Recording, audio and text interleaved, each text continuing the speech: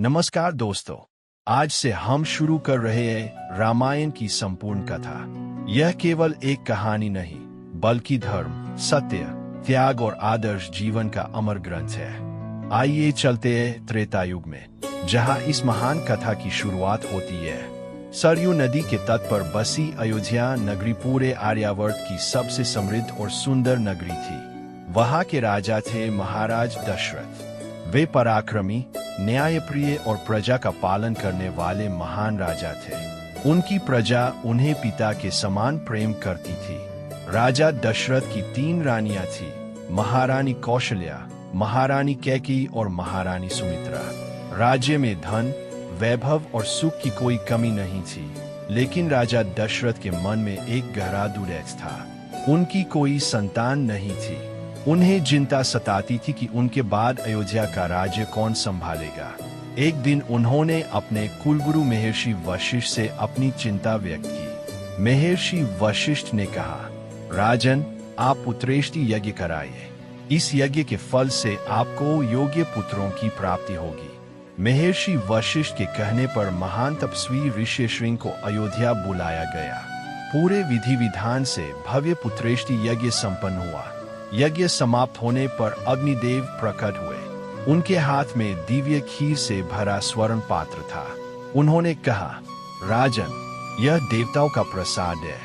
इसे अपनी रानियों में बांट दीजिए। आपको दिव्य पुत्रों की प्राप्ति होगी। राजा दशरथ ने वह खीर सबसे पहले महारानी कौशल्या को दी, फिर कैकेयी को दी और शेष खीर सुमित्रा को दी। अंत में बचा हुआ भाग भी सुमित्रा को दिया। समय बीतता गया। चैत्र मास के शुक्ल पक्ष की नवमी तिथि को पूरे अयोध्या में दिव्य प्रकाश फैल गया। देवताओं ने आकाश से पुष्पों की वर्षा की। ऋषि मुनि आनंदित हो उठे। इसी शुभ मुहूर्त में भगवान विष्णु ने श्रीराम के रूप में महारानी कौशल्या के गर्भ से अवतार लिया। कुछ समय बाद महारानी कैकेयी ने भरत को जन्म दिया। महारानी सुमित्रा ने लक्ष्मण और शत्रुघ्न को जन्म दिया। पूरी अयोध्या उत्सव में डूब गई। मंदिरों में घंटियां बजने लगी। प्रजा ने दीप जलाए, दान किया और खुशियां मनाई। कुछ दिनों बाद महर्षि वशिष्ठ ने चारों राजकुमारों का नामकरण किया। कौशल्या के पुत्र श्रीराम, कैकेयी के पुत्र भरत, सुमित्रा के पुत्र लक्ष्मण, सुमित्रा के दूसरे पुत्र शत्रुघ्न। चारों राजकुमार बड़े होने लगे। श्रीराम बचपन से ही शांत, विनम्र, सत्यवादी और करुणामय थे। वे सभी का सम्मान करते थे और प्रजा से प्रेम करते थे। लक्ष्मण को श्रीराम से इतना प्रेम था कि वे एक पल भी उनसे अलग नहीं रहते थे।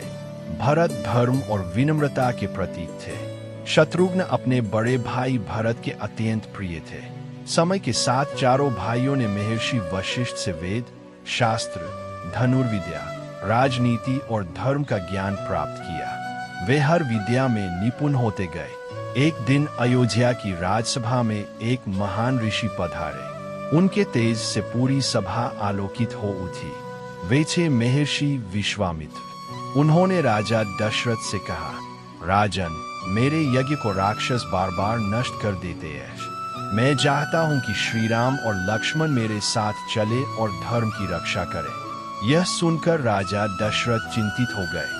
उन्हें लगा कि उनके बालक अभी बहुत छोटे हैं। लेकिन महर्षि वशिष्ठ ने समझाया, राजन, यह केवल एक यात्रा नहीं बल्कि श्रीराम के दिव्य कार्यों की शुरुआत है। राजा दशरथ ने भारी मन से श्रीराम और लक्ष्मण को महर्षि विश्वामित्र के साथ भेजने की अनुमति दे दी।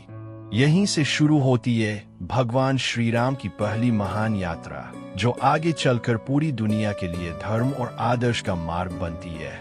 महर्षि विश्वामित्र श्रीराम और लक्ष्मण को घने जंगलों से ले जा रहे थे। रास्ते में उन्होंने दोनों भाइयों को बला और अतिबला नाम की दिव्य विद्याएं सिखाई, जिनसे उन्हें कभी थकान या भूख नहीं सताती थी। कुछ दूर जाने पर वे एक भयानक वन में पहुंचे। वहां चारों ओर सन्नाटा था। पेड़ सूख चुके थे और पशु पक्षी भी भय के कारण वहां नहीं रहते थे। महर्षि विश्वामित्र ने कहा, राम, यह ताटका का वन है। ताटका एक अत्यंत शक्तिशाली राक्षसी है, जिसने इस पूरे क्षेत्र में आतंक फैला रखा है। धर्म की रक्षा के लिए इसका अंत करना आवश्यक है। थोड़ी देर में तारका भयंकर गर्जना करती हुई वहां आ पहुंची। उसने बड़े बड़े पत्थर और वृक्ष उखाड़कर फेंकने शुरू कर दिए। श्री राम ने पहले उसे समझाने का प्रयास किया, लेकिन जब वह नहीं मानी तब उन्होंने अपना धनुष उठाया और एक तेज बाण चलाया। वह बाण सीधा तारका को लगा और उसका अंत हो गया। देवताओं ने आकाश से पुष्पों की वर्षा की और श्री राम की प्रशंसा की। इसके बाद महर्षि विश्वामित्र ने अपना यज्ञ आरंभ किया, लेकिन जैसे ही यज्ञ आगे बढ़ा, राक्षस मारीच और सुबाहु अपने साथियों के साथ आ पहुंचे। उन्होंने यज्ञ को नष्ट करने का प्रयास किया। श्री राम ने दिव्य बाण चलाकर मारीच को बहुत दूर समुद्र की ओर फेंक दिया और सुबाहु का वध कर दिया। लक्ष्मण ने अन्य राक्षसों को परास्त कर दिया। महर्षि विश्वामित्र का यज्ञ सफलतापूर्वक पूरा हुआ। अब वे दोनों भाइयों को लेकर मिथिला की ओर चल पड़े। रास्ते में उन्हें एक सुनसान आश्रम दिखाई दिया। श्री राम ने पूछा, गुरुदेव, यह आश्रम इतना शांत और वीरान क्यों है? महर्षि विश्वामित्र ने बताया कि यह महर्षि गौतम का आश्रम है। उनकी पत्नी अहिल्या एक श्राप के कारण वर्षों से तप कर रही है। उन्होंने कहा, राम, केवल आपके चरणों का स्पर्श ही इन्हें इस श्राप से मुक्त कर सकता है। जैसे ही श्री राम ने आश्रम में प्रवेश किया, अहिल्या का श्राप समाप्त हो गया। उन्होंने भगवान श्री राम को प्रणाम किया और उनका धन्यवाद किया। महर्षि गौतम भी वहां आए और अपनी पत्नी को पुनः स्वीकार किया। इसके बाद सभी मिथिला पहुंचे। उसी समय मिथिला के राजा जनक ने अपनी पुत्री सीता के स्वयंवर की घोषणा की थी। शर्त थी कि जो वीर भगवान शिव के दिव्य धनुष पिना को उठाकर उसकी प्रतिज्ञा चढ़ा देगा, उसी से सीता का विवाह होगा। देश विदेश से अनेक राजा और महारथी आए। रावण भी वहां पहुंचा, लेकिन वह भी शिव धनुष को हिला तक नहीं सका। सभा में सन्नाटा छा गया। तब महर्षि विश्वामित्र ने श्री राम से कहा, वत्स राम, अब तुम आगे बढ़ो। श्री राम ने भगवान शिव को प्रणाम किया और सहज भाव से धनुष उठाया। जैसे ही उन्होंने उस पर प्रतिज्ञा चढ़ानी जाई, धनुष एक भीषण गर्जना के साथ बीच से टूट गया। उसकी आवाज से पूरी पृथ्वी कांप उठी। देवताओं ने आकाश से पुष्पों की वर्षा की। राजा जनक आनंद से भर उठे। सीता माता ने हाथों में वरमाला लेकर श्री राम के गले में डाल दी। पूरे मिथिला में उत्सव मनाया जाने लगा। इसके बाद महाराज दशरथ को अयोध्या से बुलाया गया। भव्य समारोह में श्री राम और सीता का विवाह हुआ। साथ ही भरत का विवाह मांडवी से, लक्ष्मण का विवाह उर्मिला से और शत्रुघ्न का विवाह श्रुतकीर्ति से संपन्न हुआ। चारों राजकुमार अपनी अपनी पत्नियों के साथ अयोध्या लौटने लगे। किसी को यह नहीं पता था कि अयोध्या पहुंचने के कुछ समय बाद एक ऐसी घटना होने वाली है जो श्री राम के जीवन की दिशा बदल देगी। समय बीतता गया। श्री राम के गुणों से पूरी अयोध्या प्रसन्न थी। प्रजा चाहती थी कि अब श्री राम ही अयोध्या के राजा बने। एक दिन महाराज दशरथ ने राजसभा में घोषणा की, मैं अब वृद्ध हो चुका हूँ, इसलिए कल प्रातः श्री राम का राज्याभिषेक किया जाएगा। पूरी अयोध्या में उत्सव शुरू हो गया। घर घर दीप जलाए गए। मंदिरों में पूजा होने लगी। हर ओर केवल श्री राम के जयकारे गूंज रहे थे। लेकिन राजमहल में एक ऐसी घटना घटने वाली थी जो इतिहास बदल देगी। महारानी कैकेयी की दासी मंथरा ने जब यह समाचार सुना तो वह क्रोधित हो गई। उसने कैकेयी के मन में ईर्ष्या भरनी शुरू कर दी। उसने कहा, महारानी, यदि श्री राम राजा बन गए तो भरत का कोई महत्व नहीं रहेगा। आपको अभी कुछ करना होगा।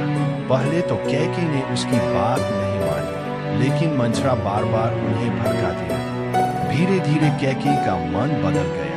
उन्हें याद आया कि एक बार युद्ध में उन्होंने महाराज दशरथ का प्राण बचाया था। उस समय दशरथ ने उन्हें 2 वरदान देने का वचन दिया था। कैकेयी क्रोध भवन में चली गई। जब महाराज दशरथ वहां पहुंचे तो उन्होंने पूछा, कैकेयी, तुम्हें क्या दुख है? कैकेयी बोली, क्या आप मुझे दिए गए 2 वरदान आज भी देंगे? दशरथ ने बिना सोचे कहा, मैं रघुकुल का राजा हूँ। अपने वचन से कभी पीछे नहीं हटूंगा। तब कैकेयी ने पहला वर मांगा, भरत को अयोध्या का राजा बनाया जाए। दशरथ यह सुनकर स्तब्ध रह गए, लेकिन इससे भी बड़ा आघात तब लगा जब कैकेयी ने दूसरा वर मांगा, श्री राम को 14 वर्ष का वनवास दिया जाए। यह सुनते ही महाराज दशरथ के पैरों तले जमीन खिसक गई, वे मूर्छित होकर गिर पड़े। सुबह जब श्री राम को यह समाचार मिला तो उन्होंने बिना किसी विरोध के पिता के वचन की रक्षा करने का निर्णय लिया। उन्होंने शांत स्वर में कहा, पिताजी का वचन ही मेरा धर्म है, मैं आज ही वन को प्रस्थान करूंगा। माता कौशल्या की आंखों से आंसू बहने लगे। उसी समय माता सीता ने कहा, जहां पति है वहीं पत्नी का स्थान है, मैं भी आपके साथ वन जाऊंगी। लक्ष्मण ने भी कहा, भैया मैं आपको अकेले नहीं जाने दूंगा, मैं भी आपके साथ रहूंगा।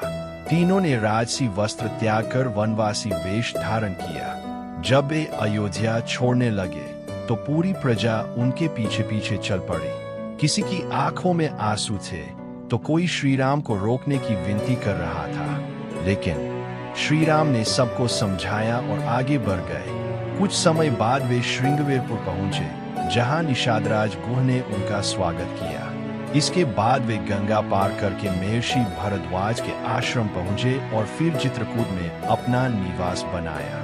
उधर श्री राम के वियोग में महाराज दशरथ दिन रात रोते रहे। एक रात उन्होंने श्री राम का नाम लेते थे अपने प्राण त्याग दिए। उस समय भरत और शत्रुघ्न अपने ननिहाल में थे। जब वे अयोध्या लौटे तो उन्हें पिता की मृत्यु और श्री राम के वनवास का समाचार मिला। भरत यह सुनकर अत्यंत दुखी हुए। उन्होंने कैकेयी से कहा, माता आपने यह बहुत बड़ा अधर्म किया है, मुझे ऐसा राज्य कभी स्वीकार नहीं होगा। भरत तुरंत श्री राम को वापस लाने के लिए चित्रकूट पहुंचे। उन्होंने श्री राम से विनती की, भैया अयोध्या चलिए, राज्य आपका है। लेकिन श्री राम ने कहा, मैं पिता के वचन का पालन किए बिना वापस नहीं लौट सकता। तब भरत ने श्री राम की चरण पादुकाएं अपने सिर पर रखीं और उन्हें अयोध्या ले आए। उन्होंने सिंहासन पर श्री राम की पादुकाएं स्थापित की और स्वयं नंदीग्राम में एक साधारण तपस्वी की तरह रहने लगे। उन्होंने प्रण लिया, जब तक श्री राम वापस नहीं आएंगे मैं केवल उनका सेवक बनकर राज्य की देखभाल करूंगा। इस प्रकार भरत ने संसार को त्याग, प्रेम और भाईचारे का सर्वोच्च उदाहरण दिया। लेकिन वन में श्री राम, सीता और लक्ष्मण के सामने अब एक नया संकट आने वाला था। वनवास के कई वर्ष बीत चुके थे। श्री राम, माता सीता और लक्ष्मण अनेक आश्रमों में ऋषियों से मिलते हुए पंचवटी पहुंचे। यह स्थान गोदावरी नदी के किनारे अत्यंत सुंदर और शांत था। लक्ष्मण ने वहां एक सुंदर कुटिया बनाई और तीनों वहीं रहने लगे। एक दिन राक्षसराज रावण की बहन शूर्पणखा वहां पहुंची। उसने श्री राम को देखा और उन पर मोहित हो गई। वह श्री राम के पास जाकर बोली, हे वीर पुरुष, मुझसे विवाह कर लीजिए। श्री राम मुस्कुराए और बोले, मैं विवाहित हूँ, मेरी पत्नी सीता यहाँ है। यदि तुम चाहो तो मेरे छोटे भाई लक्ष्मण से बात कर सकती हो। शूर्पणखा लक्ष्मण के पास गई, लेकिन लक्ष्मण ने भी हंसते हुए उसे मना कर दिया। अपमानित होकर शूर्पणखा क्रोधित हो गई और माता सीता पर हमला करने दौड़ी। उसी समय लक्ष्मण ने उसकी नाक और कान काट दिए। रोती हुई शूर्पणखा अपने भाइयों खर और दूषण के पास पहुंची और पूरी घटना बताई। खर और दूषण विशाल राक्षस सेना लेकर श्री राम पर आक्रमण करने आए, लेकिन भगवान श्री राम ने अकेले ही उनका सामना किया। कुछ ही समय में खर, दूषण और उनके हजारों राक्षस युद्धभूमि में पराजित हो गए। जब यह समाचार लंका पहुंचा तो रावण क्रोध से भर उठा।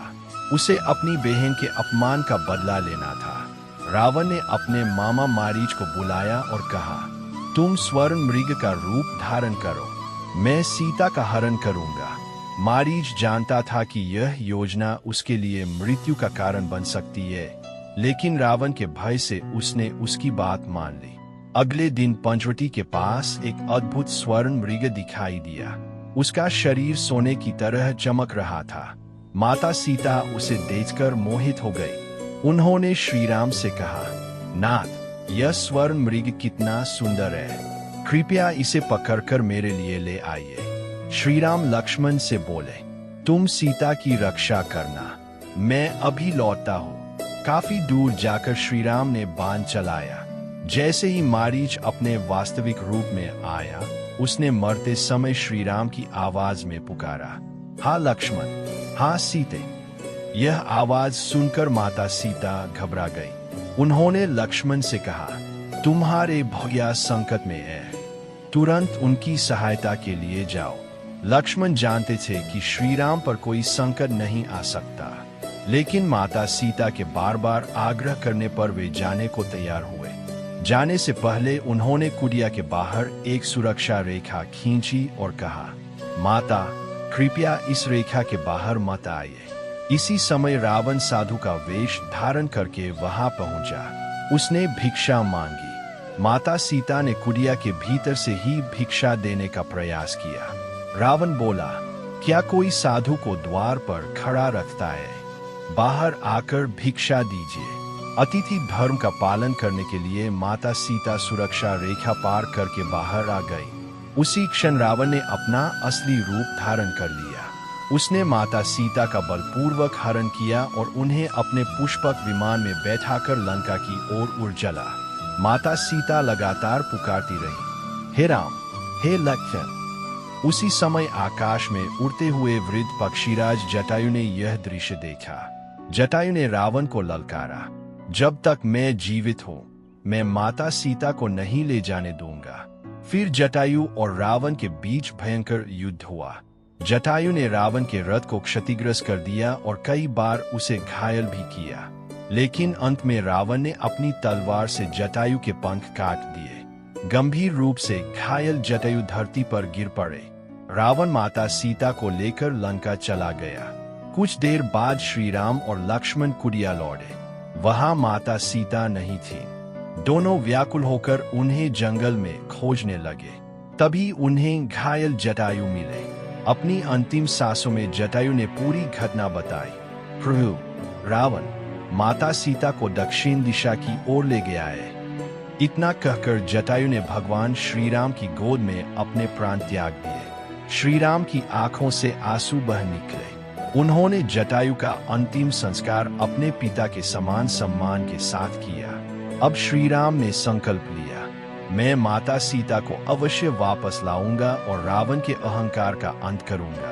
यहीं से शुरू होती है लंका की ओर जाने वाली महान यात्रा। माता सीता की खोज में श्री राम और लक्ष्मण दक्षिण दिशा की ओर बढ़ते गए। घने जंगलों, ऊंचे पर्वतों और नदियों को पार करते हुए वे अनेक ऋषियों के आश्रमों में पहुंचे।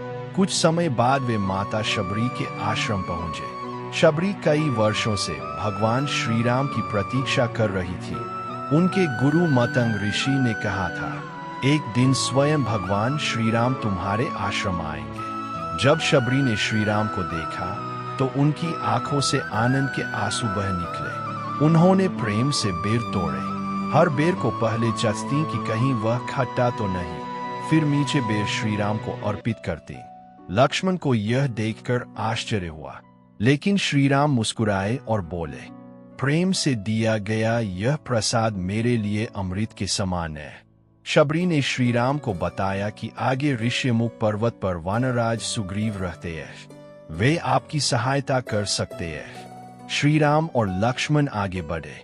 उसी समय सुग्रीव ने दूर से दोनों राजकुमारों को देखा। उन्हें लगा कि शायद उनके भाई बाली ने उन्हें मारने के लिए योद्धा भेजे हैं। उन्होंने अपने सबसे बुद्धिमान मंत्री हनुमान जी को उनके पास भेजा।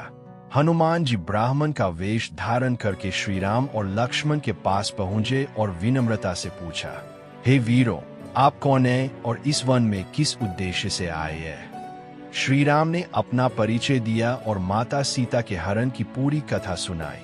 हनुमान जी समझ गए कि ये कोई साधारण मनुष्य नहीं, स्वयं भगवान विष्णु के अवतार है। वे तुरंत अपने वास्तविक रूप में आए और श्री राम के चरणों में गिर पड़े। यहीं से शुरू हुआ भगवान श्री राम और हनुमान जी का अमर मिलन, जो भक्ति और सेवा का सबसे महान उदाहरण माना जाता है। हनुमान जी श्री राम और लक्ष्मण को सुग्रीव के पास ले गए। सुग्रीव ने भी अपनी पीड़ा सुनाई। उन्होंने बताया, मेरे बड़े भाई बाली ने मेरा राज्य छीन लिया है और मुझे यहाँ छिपकर रहना पड़ रहा है। श्री राम ने कहा, मित्र, मैं तुम्हें न्याय दिलाऊंगा, बदले में तुम मेरी सीता की खोज में सहायता करना। दोनों ने अग्नि को साक्षी मानकर मित्रता की।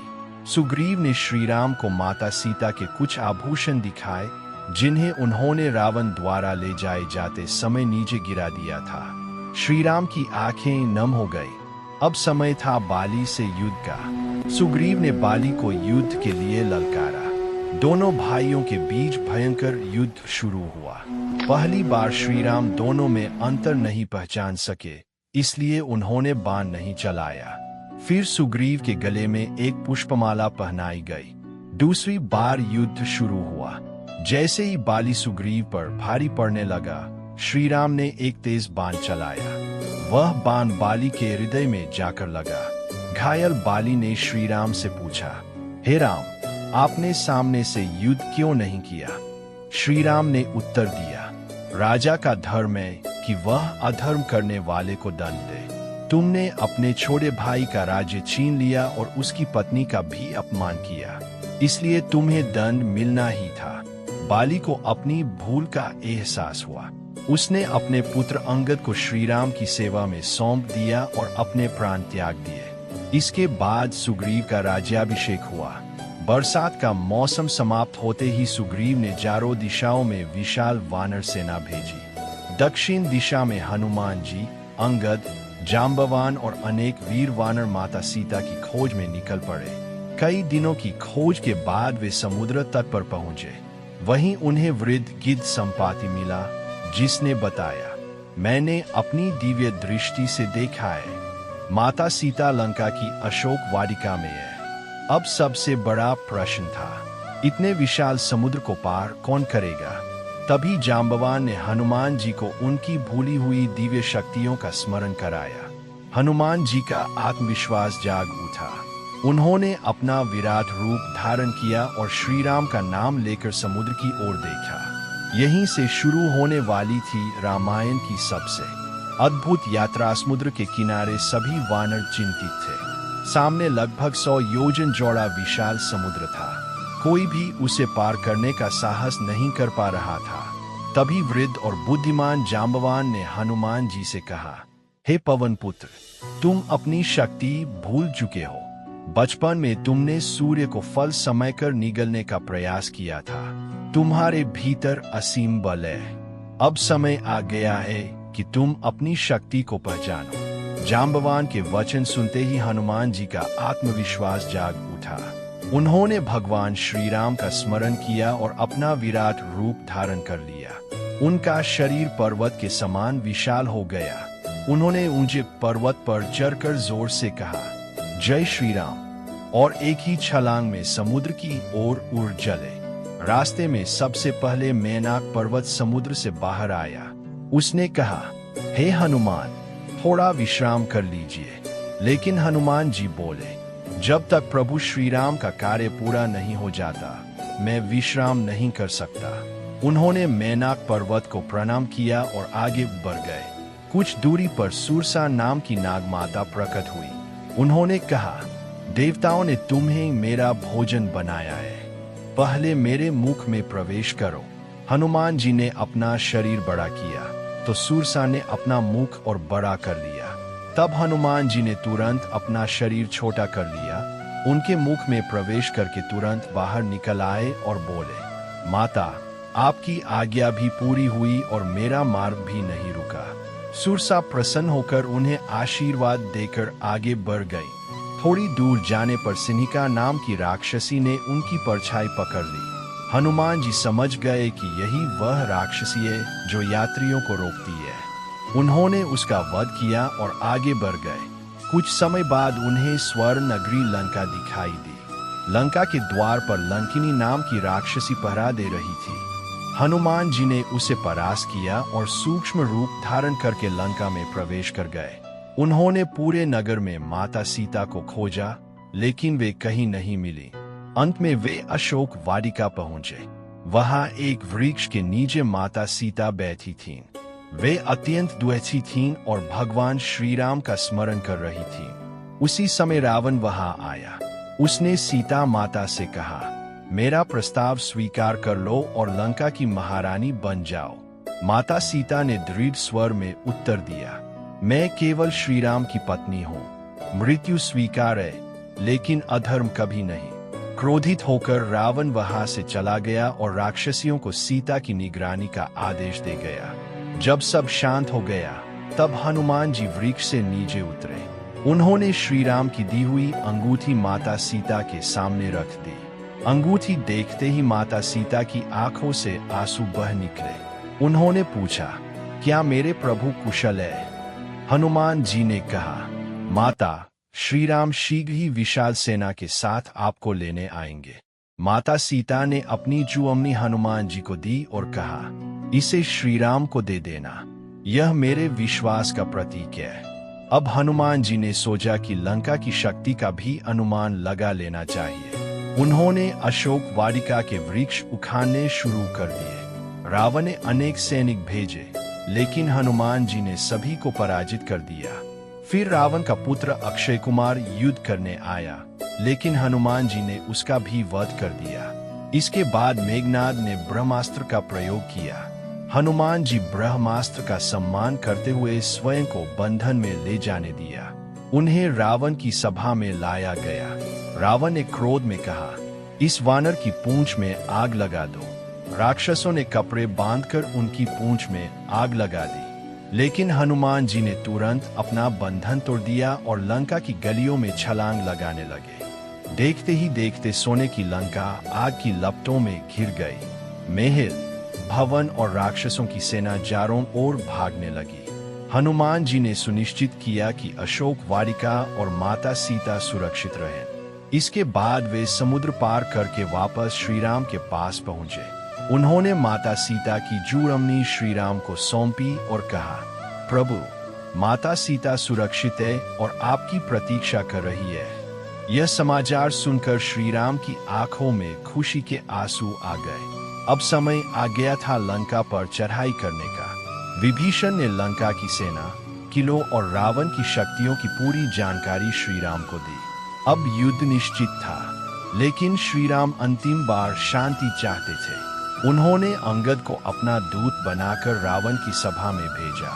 अंगद ने कहा, रावण, श्री राम अभी भी तुम्हें क्षमा करने को तैयार है। माता सीता को लौटा दो और युद्ध टाल दो। रावण जोर से हंसा और बोला, मैं कभी नहीं झुकूंगा। अंगद ने सभा के बीच अपना पैर जमा दिया और कहा, यदि कोई मेरा पैर हिला दे तो श्री राम बिना युद्ध लौट जाएंगे। रावण के बड़े बड़े योद्धा भी अंगद का पैर नहीं हिला सके। अपमानित होकर रावण ने युद्ध का आदेश दे दिया। अब दोनों सेनाएं आमने सामने थी।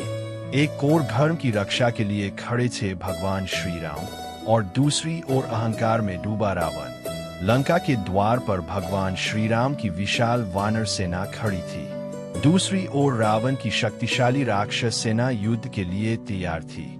शंखनाद हुआ और युद्ध प्रारंभ हो गया। वानर सेना ने पर्वतों, वृक्षों और विशाल शिलाओं से आक्रमण किया, जबकि राक्षस सेना तलवार, गदा, भाले और दिव्य अस्त्रों से युद्ध करने लगी। हनुमान जी, अंगद, नल, नील, जांबवान और सुग्रीव ने अद्भुत वीरता दिखाई। उधर रावण के सेनापति और महान योद्धा भी पूरी शक्ति से लड़ रहे थे। युद्ध कई दिनों तक चलता रहा।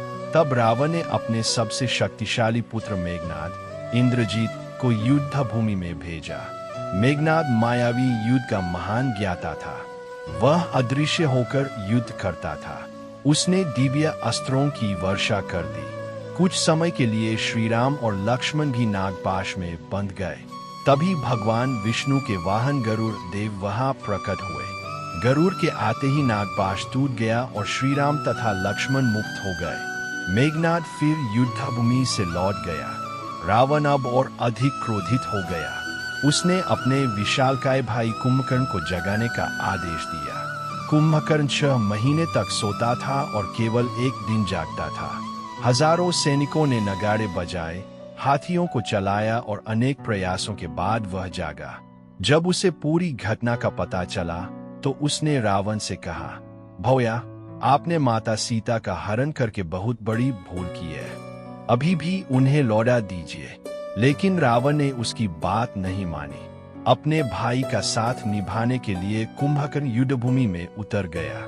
उसका विशाल शरीर पर्वत के समान था। वह हजारों वानरों को पकड़कर दूर फेंकने लगा। पूरी वानर सेना कुछ समय के लिए घबरा गई। तब हनुमान जी, अंगद और सुग्रीव ने मिलकर उसका सामना किया। अंत में भगवान श्री राम ने अपने दिव्य बाणों से कुंभकर्ण के दोनों हाथ काट दिए। फिर एक शक्तिशाली बाण उसके मस्तक पर चला। कुंभकर्ण युद्धभूमि में गिर पड़ा और उसका अंत हो गया। अपने भाई की मृत्यु से रावण शोक और क्रोध से भर उठा। अब उसने फिर से मेघनाद को युद्ध के लिए भेजा। इस बार मेघनाद ने भयंकर युद्ध किया। उसने शक्ति अस्त्र का प्रयोग किया। वह दिव्य अस्त्र सीधे लक्ष्मण के वक्ष पर लगा। लक्ष्मण गंभीर रूप से घायल होकर भूमि पर गिर पड़े। श्री राम अपने छोटे भाई को इस अवस्था में देखकर अत्यंत व्याकुल हो गए। उन्होंने कहा, यदि लक्ष्मण को कुछ हो गया तो मेरे जीवन का कोई अर्थ नहीं रहेगा। तभी वैद्य सुषेण ने कहा, लक्ष्मण के प्राण बचाने के लिए हिमालय के द्रोणगिरी पर्वत से संजीवनी बूटी लानी होगी, लेकिन वह सूर्योदय से पहले आ जानी चाहिए। यह सुनते ही हनुमान जी बिना एक क्षण गवाए आकाश में उड़ चले। वे हिमालय पहुंचे, लेकिन संजीवनी बूटी को पहचान नहीं सके। तब उन्होंने पूरा द्रोणगिरी पर्वत ही उठा लिया और उसे लेकर युद्धभूमि की ओर लौट पड़े। अब सभी की निगाहें हनुमान जी की ओर थीं। क्या लक्ष्मण के प्राण बच पाएंगे? क्या मेघनाद का अंत होगा? और क्या रावण का अहंकार टूटेगा? हनुमान जी हिमालय पहुंचे, लेकिन अनेक औषधियों के बीच वे संजीवनी बूटी को पहचान नहीं सके। उन्होंने एक क्षण भी देर नहीं की। अपने विशाल रूप में उन्होंने पूरा द्रोणगिरी पर्वत ही उठा लिया और आकाश मार्ग से युद्धभूमि की ओर उड़ चले। उधर युद्धभूमि में श्री राम लक्ष्मण के पास बैठे थे। उनकी आंखों में चिंता साफ दिखाई दे रही थी। सभी वानर और रीछ सेना हनुमान जी की प्रतीक्षा कर रही थी। कुछ ही समय बाद आकाश में एक विशाल पर्वत दिखाई दिया। हनुमान जी द्रोणगिरी पर्वत लेकर लंका पहुंच गए। वैद्य सुषेण ने संजीवनी बूटी निकालकर लक्ष्मण को दी। कुछ ही क्षणों में लक्ष्मण ने अपनी आंखें खोल दी। पूरी वानर सेना जय श्री राम और जय हनुमान के नारों से गूंज उठी। श्री राम ने हनुमान जी को गले लगाकर कहा, हनुमान, आज तुमने केवल लक्ष्मण ही नहीं, मेरे प्राण भी बचा लिए। अगले दिन युद्ध फिर आरंभ हुआ। इस बार मेघनाद एक गुप्त यज्ञ कर रहा था। विभीषण ने श्री राम को बताया, यदि मेघनाद का यह यज्ञ पूरा हो गया तो उसे पराजित करना लगभग असंभव हो जाएगा। तब श्री राम ने लक्ष्मण, हनुमान जी और विभीषण को वहां भेजा। उन्होंने यज्ञ को अधूरा ही रोक दिया। इसके बाद लक्ष्मण और मेघनाद के बीच भयंकर युद्ध शुरू हुआ। दोनों ने दिव्य अस्त्रों का प्रयोग किया। युद्ध कई घंटों तक चलता रहा। अंत में लक्ष्मण ने भगवान श्री राम का स्मरण किया और एक दिव्य बाण छोड़ा। वह बाण सीधा मेघनाद के वक्ष में जाकर लगा। लंका का सबसे शक्तिशाली योद्धा मेघनाद युद्धभूमि में वीरगति को प्राप्त हुआ। जब रावण को अपने पुत्र की मृत्यु का समाचार मिला तो वह शोक और क्रोध से पागल हो उठा। उसने प्रतिज्ञा की, अब मैं स्वयं युद्धभूमि में उतरूंगा और श्री राम का अंत कर दूंगा। अगले दिन रावण अपने दिव्य रथ पर सवार होकर युद्धभूमि में पहुंचा। उसके 10 मुख क्रोध से चमक रहे थे। पूरी धरती कांप उठी। रावण और श्री राम आमने सामने खड़े थे। दोनों ने एक दूसरे पर दिव्य अस्त्रों की वर्षा शुरू कर दी। युद्ध इतना भयंकर था कि देवता, ऋषि और गंधर्व भी आकाश से उसे देखने लगे। रावण बार बार अपनी मायावी शक्तियों का प्रयोग करता, लेकिन श्री राम हर बार उसका सामना करते। दिन ढलने लगा। तब श्री राम ने अगले दिन अंतिम युद्ध करने का निश्चय किया। उधर विभीषण ने श्री राम को रावण की शक्तियों और उसके वरदानों का रहस्य बताया। अब निर्णायक समय आ चुका था। पूरे ब्रह्मांड की निगाहें अगले दिन होने वाले उस युद्ध पर थी, जिसमें धर्म और अधर्म का अंतिम फैसला होने वाला था। अगले दिन प्रातःकाल युद्ध भूमि में दोनों सेनाएं फिर आमने सामने खड़ी थीं। एक ओर भगवान श्री राम थे, तो दूसरी ओर लंका के महाराज रावण। आकाश में देवता इस अद्भुत युद्ध को देखने के लिए एकत्र हो गए। तभी देवराज इंद्र ने अपना दिव्य रथ और सारथी मातली को भगवान श्री राम की सहायता के लिए भेजा। मातली ने हाथ जोड़कर कहा, प्रभु, इस दिव्य रथ पर बैठकर अधर्म का अंत कीजिए। भगवान श्री राम रथ पर सवार हुए और युद्ध आरंभ हुआ। रावण ने एक के बाद एक भयंकर दिव्य अस्त्र चलाए। श्री राम ने भी सभी अस्त्रों का उचित उत्तर दिया। कभी रावण के बाण आकाश को ढक देते, तो कभी श्री राम के बाण उसके रथ, ध्वज और धनुष को क्षतिग्रस्त कर देते। युद्ध कई घंटों तक चलता रहा। रावण के 10 सिर बार बार कटते, लेकिन हर बार फिर से उगाते। वानर सेना आश्चर्य में पड़ गई। तब विभीषण ने श्री राम से कहा, प्रभु, रावण की नाभि में अमृत का प्रभाव है। जब तक उस स्थान पर प्रहार नहीं होगा, उसका अंत संभव नहीं है। भगवान श्री राम ने ध्यान लगाकर भगवान शिव और अपने गुरुजनों का स्मरण किया। फिर उन्होंने अपने धनुष पर ब्रह्मास्त्र चढ़ाया। उन्होंने शांत स्वर में कहा, यह बाण धर्म की विजय और अधर्म के अंत के लिए है। ब्रह्मास्त्र बिजली की गति से रावण की ओर बढ़ा। वह सीधा रावण की नाभि में जाकर लगा। एक भयंकर गर्जना हुई। रावण का विशाल शरीर धरती पर गिर पड़ा। लंका का राजा, जिसने अपने अहंकार के कारण पूरे संसार को चुनौती दी थी, उसका अंत हो गया। आकाश से देवताओं ने पुष्प वर्षा की। चारों ओर जय श्री राम के जयकारे गूंज उठे। भगवान श्री राम ने विभीषण से कहा, रावण महान विद्वान और शिव भक्त था।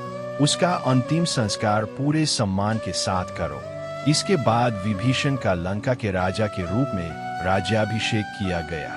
फिर हनुमान जी अशोक वाटिका पहुंचे और माता सीता को शुभ समाचार सुनाया। उन्होंने कहा, माता, रावण का अंत हो चुका है। प्रभु श्री राम ने आपको मुक्त करा लिया है। यह सुनकर माता सीता की आंखों से खुशी के आंसू बह निकले। कुछ समय बाद माता सीता भगवान श्री राम के सामने पहुंची। श्री राम ने कहा, मैंने यह युद्ध केवल अपने व्यक्तिगत सुख के लिए नहीं, बल्कि धर्म और मर्यादा की रक्षा के लिए लड़ा है। इसके बाद माता सीता ने अपनी पवित्रता सिद्ध करने के लिए अग्निदेव को साक्षी मानकर अग्नि में प्रवेश किया। अग्निदेव स्वयं प्रकट हुए और माता सीता को पूर्णतः पवित्र घोषित करते हुए श्री राम को सौंप दिया। देवताओं ने भी माता सीता की पवित्रता की पुष्टि की। अब 14 वर्ष का वनवास पूरा हो चुका था।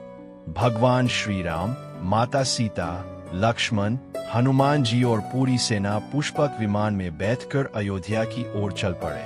रास्ते में श्री राम ने सभी पवित्र स्थानों का दर्शन किया और अपने वनवास के दिनों को याद किया। उधर अयोध्या में भरत प्रतिदिन श्री राम की प्रतीक्षा कर रहे थे। उन्होंने प्रण लिया था कि यदि 14 वर्ष पूरे होने पर भी श्री राम वापस नहीं आए, तो वे अपने प्राण त्याग देंगे। लेकिन इस बार प्रभु श्री राम लौट रहे थे। पूरी अयोध्या उनके स्वागत की तैयारी में जुट चुकी थी। रावण के वध के बाद भगवान श्री राम ने लंका का राज्य विभीषण को सौंप दिया। विभीषण ने हाथ जोड़कर कहा, प्रभु, आपके कारण आज लंका को धर्म का मार्ग मिला है। मैं जीवन भर न्याय और सत्य के मार्ग पर चलूंगा। भगवान श्री राम, माता सीता, लक्ष्मण, हनुमान जी, सुग्रीव, जाम्बवान, अंगद और अन्य सभी वीर पुष्पक विमान में बैठकर अयोध्या की ओर चल पड़े। रास्ते में श्री राम ने माता सीता को वे सभी स्थान दिखाए जहां उन्होंने वनवास के 14 वर्ष बिताए थे। उन्होंने पंचवटी, चित्रकूट, ऋषियों के आश्रम और राम सेतु को प्रणाम किया। इधर अयोध्या में भरत 14 वर्षों से नंदीग्राम में साधु के समान जीवन जी रहे थे। उन्होंने कभी राजसुख स्वीकार नहीं किया। सिंहासन पर केवल श्री राम की चरण पादुकाएं विराजमान थी। तभी हनुमान जी अयोध्या पहुंचे और भरत को समाचार दिया, प्रभु श्री राम, माता सीता और लक्ष्मण सकुशल लौट रहे हैं। यह समाचार सुनते ही भरत की आंखों से खुशी के आंसू बह निकले। पूरी अयोध्या में उत्सव का वातावरण बन गया। घर घर दीप जलाए गए, गलियों को फूलों से सजाया गया, मंदिरों में घंटियां बजने लगी।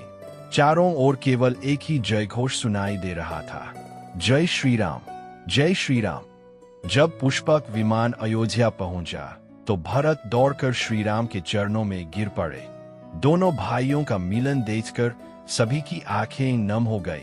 माता कौशल्या, माता सुमित्रा और माता कैकेयी ने भी श्री राम, सीता और लक्ष्मण को हृदय से लगा लिया। गुरु वशिष्ठ ने शुद्ध मुहूर्त में भगवान श्री राम का भव्य राज्याभिषेक कराया। माता सीता अयोध्या की महारानी बनी। भरत, लक्ष्मण और शत्रुघ्न अपने अपने कर्तव्यों में लग गए। हनुमान जी हमेशा की तरह श्री राम की सेवा में उपस्थित रहे। यहीं से आरंभ हुआ रामराज्य। रामराज्य में कोई भूखा नहीं सोता था, किसी के साथ अन्याय नहीं होता था। राजा और प्रजा एक दूसरे का सम्मान करते थे। धर्म, सत्य और न्याय के आधार पर राज्य चलाया जाता था। समय पर वर्षा होती थी, फसलें लहलहाती थीं, हर घर में सुख और समृद्धि थी।